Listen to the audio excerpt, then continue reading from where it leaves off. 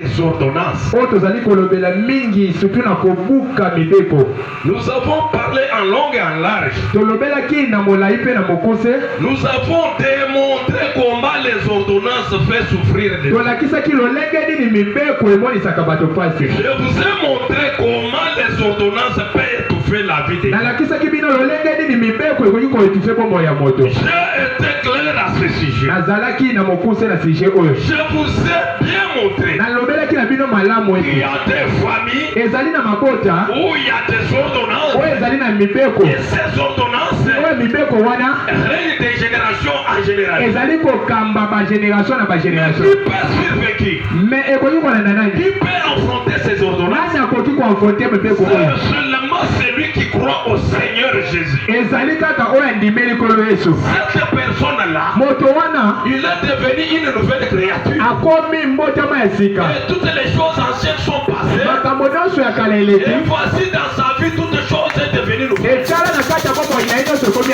Cela veut dire que s'il y avait des lois de famille, s'il y avait des lois familiales, il régnait sur personne.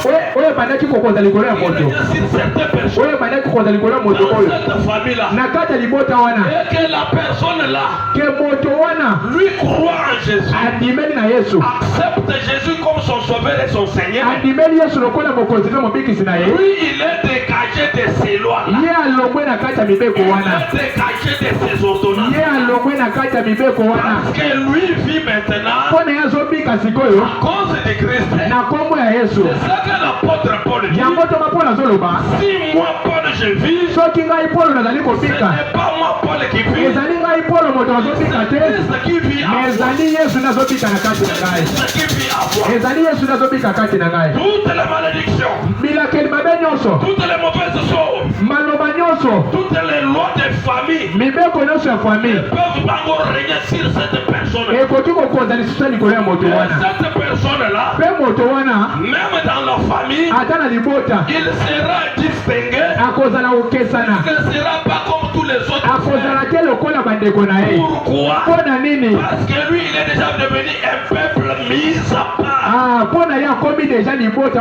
Et vous y trouverez dans cette famille. C'est tout le monde qui souffre.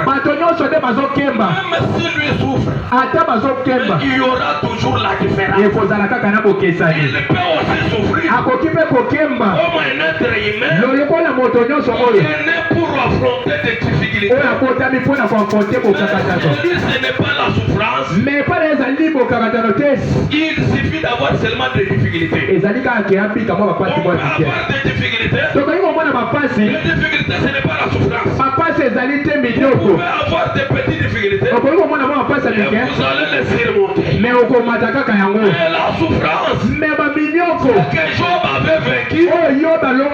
Pour lui, Christ a dû souffrir une fois pour tout. Pour que lui puisse pas encore revenir dans la souffrance. Alléluia. Amen. Alléluia. Amen. Que Dieu soit loué ce matin. Parce que ce matin, tu seras dégagé de toutes les lois de ta famille.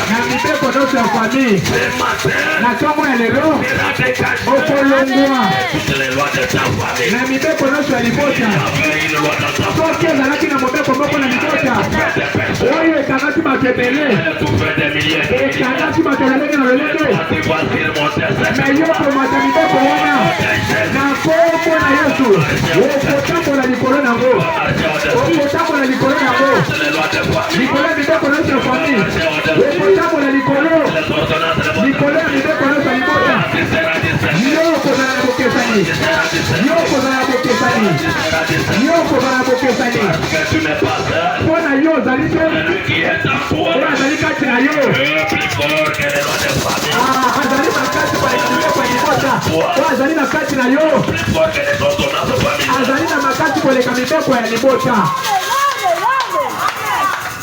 Alléluia. Amen.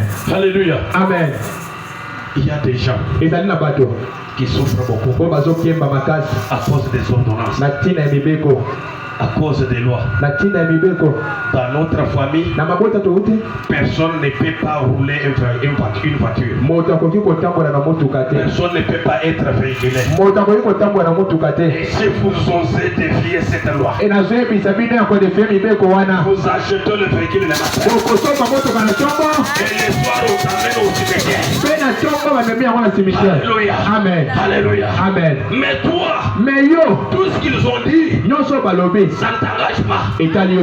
Alléluia. Amen. Lorsqu'ils ont tenu les réunions, alléluia. Amen. Mais comment cela va te concerner? S'engage seulement à ces gens-là et leurs enfants. Toi qui es dégagé de tous ces lois-là. Gloire à Dieu. Nous allons lire les Saintes Écritures.